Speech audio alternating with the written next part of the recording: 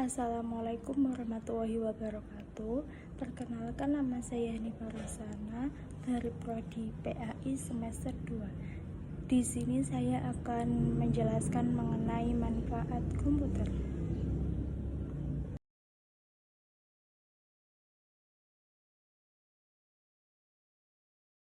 Apa itu komputer? Istilah komputer pertama kali muncul dari bahasa Latin yaitu computer yang artinya menghitung. Komputer adalah perangkat elektronik yang dapat diprogram untuk menerima data mentah sebagai input lalu melakukan pemrosesan dengan menggunakan sebuah instruksi atau program sehingga dapat menghasilkan sebuah output atau biasa juga disebut langkah komputer. Komputer memiliki banyak manfaat, diantaranya adalah sebagai komunikasi, hiburan, pendidikan, peluang bisnis, informasi, dan mempercepat pekerjaan. Yang pertama adalah komunikasi. Selain handphone, komputer juga bisa digunakan sebagai alat komunikasi.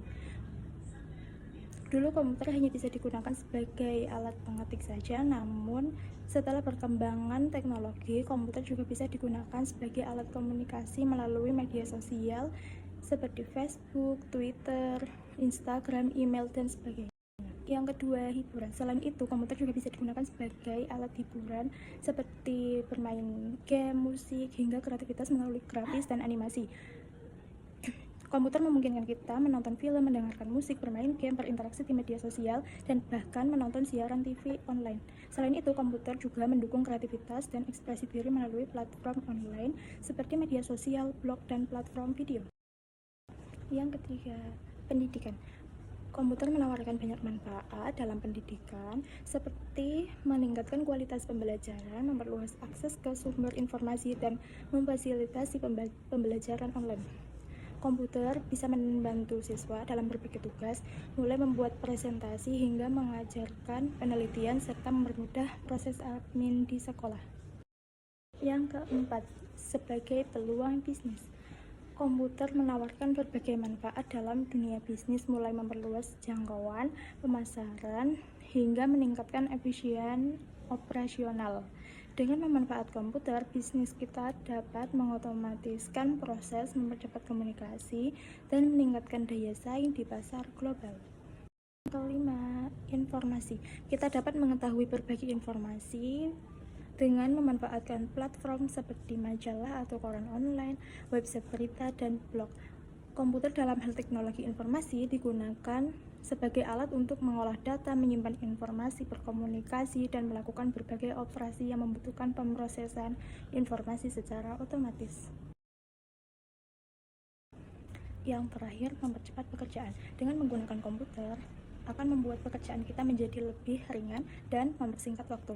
Misalnya ingin memesan tiket pesawat tanpa harus pergi ke bandara. Selain itu, ketika sedang mengerjakan tugas, maka tidak perlu susah-susah mencari informasi di perpustakaan karena banyak website atau e-book yang berisi konten tentang ilmu pengetahuan yang relevan dengan apa yang akan kita cari. Selanjutnya adalah bagian-bagian komputer. Yang pertama ada hardware atau alat elektronik, yang kedua software atau program komputer, dan yang terakhir brainware atau operator komputer. Bagian-bagian hardware. 1. Monitor, case CPU, keyboard, mouse, speaker, printer, scanner, prosesor, headset, dan RAM. Monitor memiliki banyak manfaat, terutama sebagai perangkat visual untuk komputer. Fungsinya adalah menampilkan informasi dalam bentuk visual seperti teks, gambar, video, dan grafik, sehingga pengguna dapat berinteraksi dengan sistem dan memahami hasil dari berbagai perintah atau aplikasi. Selain itu, monitor juga berperan dalam meningkatkan produktivitas, kenyamanan, dan pengalaman visual.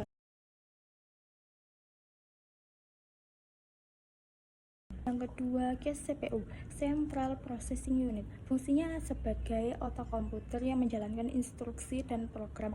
Selain itu, manfaatnya juga memproses data yang diterima, menghasilkan output, dan memungkinkan komputer untuk menjalankan berbagai tugas.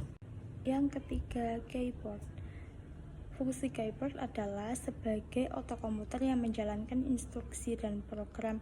Manfaatnya memproses data yang diterima, menghasilkan output, dan memungkinkan komputer untuk menjalankan berbagai tugas. Yang keempat, mouse. Mouse atau tetikus adalah perangkat input komputer yang berfungsi untuk mengontrol kursor di layar dan memungkinkan pengguna untuk berinteraksi dengan antarmuka grafis dan memasukkan data ke dalam komputer. Mouse juga digunakan untuk memilih, membuka, dan mengelola berbagai perintah pada komputer. Yang kelima, speaker. Speaker memiliki fungsi utama untuk mengubah sinyal listrik dari komputer menjadi gelombang suara yang dapat didengar oleh manusia. Speaker juga memungkinkan pengguna untuk mendengarkan berbagai jenis audio dari komputer seperti musik, film, game, dan notifikasi. Yang keenam, prosesor. Prosesor atau CPU memiliki banyak manfaat dalam sebuah sistem komputer, terutama dalam menjalankan instruksi, mengendalikan perangkat keras, dan mengelola memori. Prosesor juga bertanggung jawab untuk mengolah data, melakukan perhitungan, dan menghasilkan output yang dibutuhkan oleh pengguna. Tanpa prosesor, komputer tidak akan jalan. Yang ketujuh, scanner. Scanner memiliki banyak manfaat dalam konteks digitalisasi dan pengelolaan dokumen. Fungsinya adalah mengubah dokumen fisik menjadi format digital, memudahkan penyimpanan, pencarian, dan berbagai informasi. Selain itu, scanner juga dapat digunakan untuk mengonversi gambar, foto, dan teks ke dalam format digital, serta untuk memindah barcode dan objek 3 dimensi. Yang ke-8, headset. Headset memiliki banyak manfaat, mulai dari kualitas audio yang lebih baik hingga memudahkan komunikasi dan kenyamanan dalam berbagai situasi. Headset dapat digunakan untuk mendengarkan musik, video, dan podcast dengan kualitas suara yang lebih jernih dan memberikan pengalaman audio yang lebih imersif.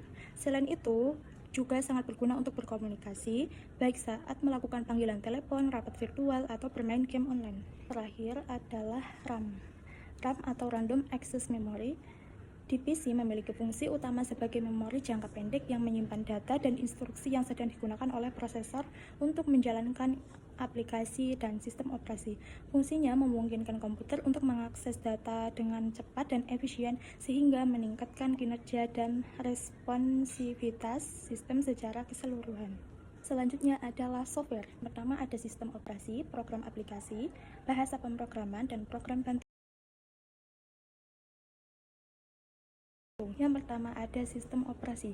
Sistem operasi atau operating system atau OS adalah perangkat lunak yang berfungsi sebagai penghubung antara perangkat keras atau hardware dan perangkat lunak atau software aplikasi pada sebuah komputer. Yang kedua, program aplikasi. Program aplikasi atau sering disebut aplikasi adalah perangkat lunak yang dirancang untuk menjalankan tugas-tugas spesifik pada perangkat elektronik seperti komputer, ponsel, atau tablet. Aplikasi ini memungkinkan pengguna untuk melakukan berbagai aktivitas mulai dari pengolahan dokumen, pengolahan angka, pembuatan presentasi, hingga bermain game. Yang ketiga, bahasa pemrograman.